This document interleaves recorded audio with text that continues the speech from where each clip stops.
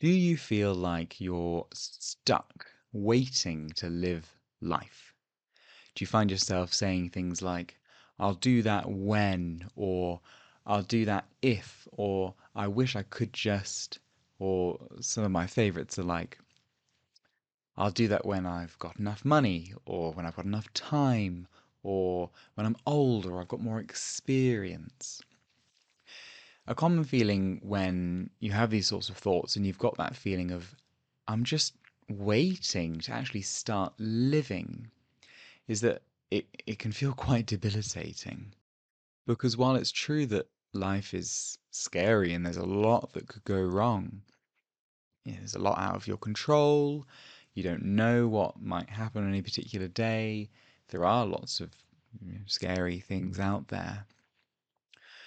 But succumbing to the feeling and being stuck in the feeling of I want to even get out there and live more of my life and do more with myself, but I'm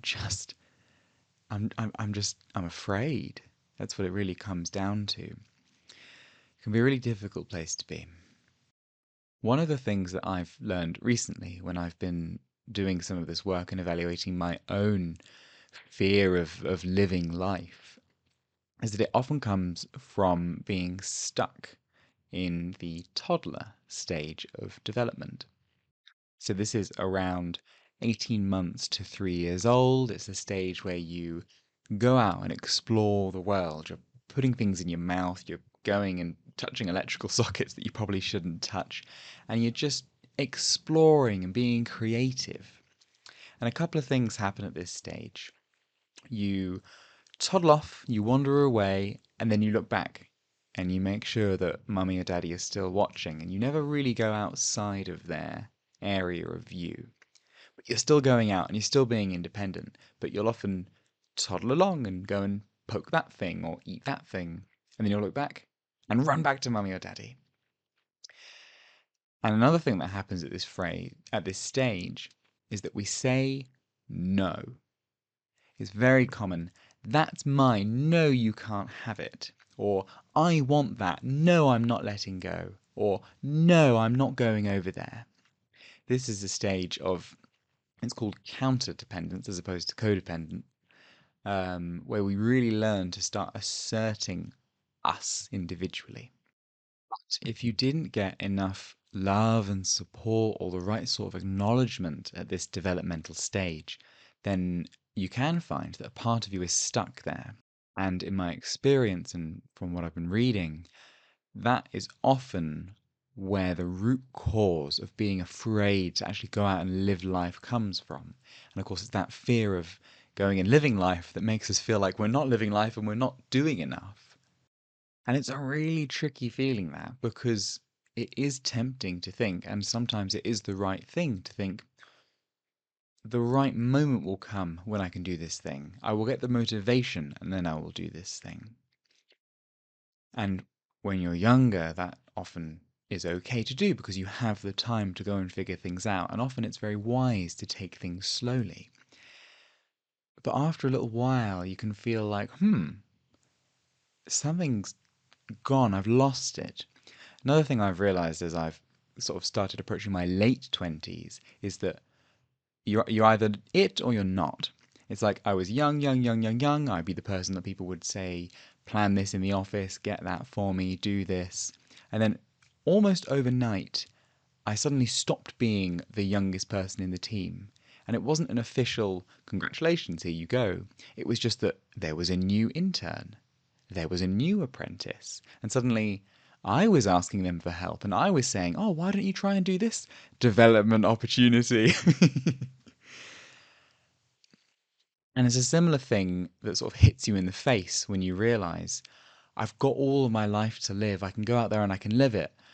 But when you realize it hasn't happened and I've been waiting, it just washes over you in a really painful way.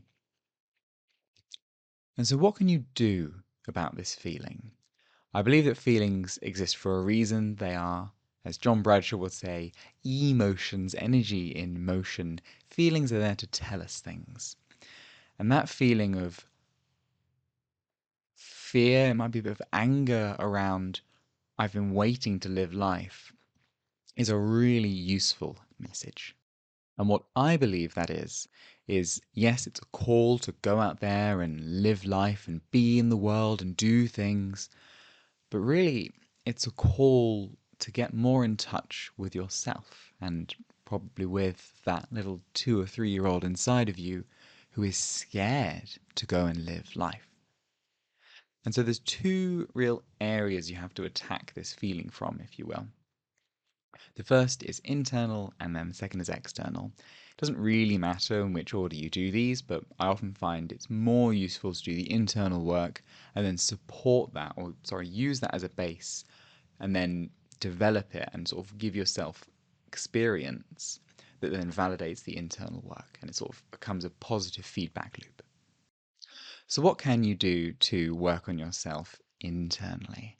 Well, as I said, it's about getting in touch with and building that relationship with your inner toddler, that little 2 or 3 year old. I'm probably going to do a very in depth video on this because it's a topic that's very close to my heart. But if I give you some of the really short, key, precise things that I reckon are very useful to do. One of the very first things you can start with is to create a little history of what you know about yourself when you were that age. When you were 2 or 3, when you were a little toddler, what do you remember? What do you think it was like? Who was around when you were that age? Did they play with you? Who played with you? Did they discipline you? How did they discipline you? Did you have any brothers or siblings? How were they to you? Were they older or younger? And then who was there for you? Who held you when you cried? Who reassured you when you were afraid? Who laughed with you when you were having fun? Another thing you can do is get a photograph of yourself from when you were that age. My phone wallpaper is always a picture of me at 2 or 3 or 5 or 10, and I like sort of cycling through them. It is a nice little daily reminder, and it's a lovely conversation starter as well, because people always love to see baby pictures. But getting in touch with your history, or as you can remember it, and also some pictures of you can really start bringing out those feelings and create more of a picture of what your 3-year-old life was like. And then once you've got this little personal history together and you've got a couple of pictures, it's often very helpful to share this with a safe person. It could be a therapist, it could be a friend who's also doing this work, it could be someone else in some sort of support or recovery group that you're in. You don't have to do this, but I often find that group work and sharing work is really where the real healing happens. There's a great quote here. I can't remember what it is, but it's something like shame heals when it's shined in light or something like that.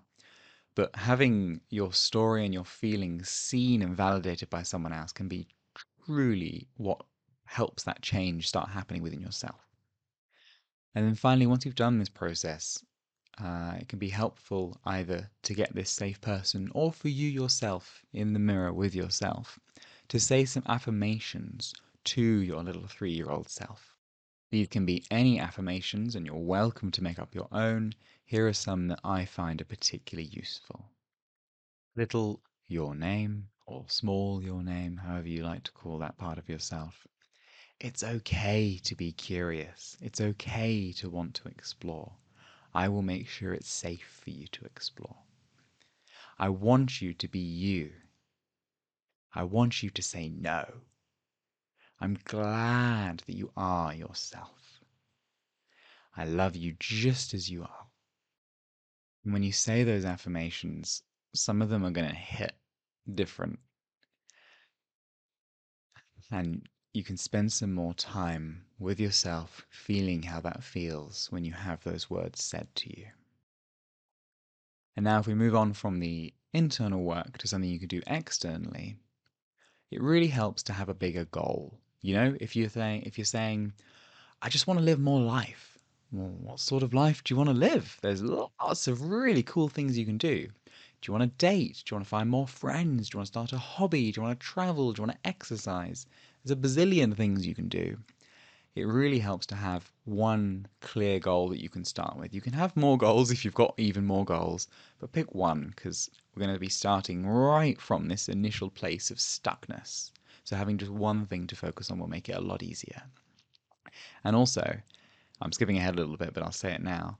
Once you've got one piece of momentum in place, that's when the energy really comes, and it makes it so much easier to tackle all the other areas of life that you still feel like you're behind on. And so pick your goal. Let's say it's dating. And then pick one activity. You can spend some time brainstorming if you like, but pick one activity that you can go and do. Make it simple, make it easy, make it realistic, and time bound. You might go out to a bookshop and look at the books and stay there for 10 minutes and then come home. Simple. And if you're really feeling, tricky, you can challenge yourself and say, talk to one person. It might even just be making conversation with some of the store staff. It's just getting you out of the nothing into doing something. And, you build that up over enough time. You do that 5 times. You're suddenly someone who talks to people.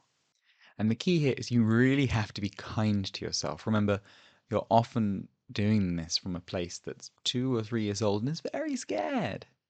So you have to be very kind to yourself, very reassuring, and really ultimately reward yourself a lot because you're doing something that's very difficult. And if sort of it helps, you can imagine that you're training a puppy. And this puppy needs a lot of reinforcement, a lot of pats on the head, a lot of good boy, good girl, a lot of treats. If you go out to a cafe, buy yourself a brownie. And it also needs clear discipline because sometimes the puppy does not want to go out to the park, even though it knows that the going to the park is good for it. And you've just got to say, you have to do this because it's good for you and you need to do it. I did this myself recently. I was doing online dating for a while, and when my premium Hinge subscription ran out, I decided, I'm going to do more things in person. I want to go and live more life because I often find myself being like, God, I just want to live more life. So I went out by myself to a beautiful bookstore cafe in Bermondsey. If you're in London, it's a great area to go to cool places. And I sat there by myself. I spoke to the waiting staff. I ordered a brownie because I wanted to treat myself and make myself feel better. And I sat there and read a book. And I had a goal of talking to one person. So I talked to one person. And that was it. It was a very small conversation. I really tried not to put any pressure on it because I put a lot of pressure on myself to go and do things or meet this person or get this person's number or go on a date or find my partner. No, it's not to do with that. It's about me going and doing one thing and talking to one person. And the best thing about that was when I then came on my way home, again, I haven't found my wife or whatever, but on my way home, I was buzzing with energy. I was still quite nervous, but I was congratulating myself. And it just sort of, my mind was buzzing with ideas. And I was like, I'm going to go to a dance class because I've always wanted to do dance. And I did it a little bit a couple of years ago, but never quite built some momentum. And dance classes are a great way to meet people. And it's something that I really want to do. And I never, maybe I would have come to it later, but it was from me going out and trying to do one thing and hitting one little challenge that then gave me the momentum to do my next idea. And guess what? When I go to that dance class, I'm either going to meet someone who can then meet me to another event, or I'm going to go, you know what, that sucked, but I've got this idea and I'm going to go and try this instead. Well, as soon as you've started just getting some of that momentum, the whole world starts opening up and it really does start becoming easier. And that's not to say that you're not going to be like, I'm not doing this today. Those days do happen, and you're allowed to have some of those days. But it's just all about making those tiny, small, achievable goals. And you can always remember, come back. You can always just come back. I went out and I thought, you know what? If I hate this, I can leave in 30 minutes. So I went out. It was all right. I probably stayed for about 40 minutes. And then I came home. Low pressure. Low pressure. And so, as a little recap, if you feel like you're stuck waiting to live your life, like you've been watching your life go past you and you're like, I'd really like to do some of that, but I'm not doing any of that. The really good news is you can always start now. And one of the best places to start is actually to pause on the pressure of going outside and doing all of that and start looking inward and paying attention to that feeling within you that's going to be fear, maybe some anger, is preventing you from actually going out. And then once you've sat with some of that feeling, you've built that little bit of a relationship with your 2 or 3 year old self. Go and have fun. Go and explore something small, tiny, realistic, and tell yourself, if I hate it, I can leave. And then make up an arbitrary time limit 10 minutes, 15 minutes. And you will surprise yourself with just how much that can change things. So, anyway, that is my video. Hopefully, you've noticed that I've sort of done up my lighting setting. I've really spent some time doing the lighting differently. I've got a nice little light back here. I'm also recording on my phone because the focus is a lot better. I'm pretty happy with it. I'll see how it actually looks when I've uploaded it. I'll see how it looks if I ever film in the daytime as well. It's night at the moment, so this is sort of automatically blacked out. But if I've got light coming in the back, we'll see. Also might be a bit low in the frame, I'm not sure. But anyway, that is my video on what to do if you just feel like you're stuck waiting to live life. Thank you so much for watching. If you've made it this far and you've enjoyed the video, then please hit like and subscribe if you'd like to see more content like this.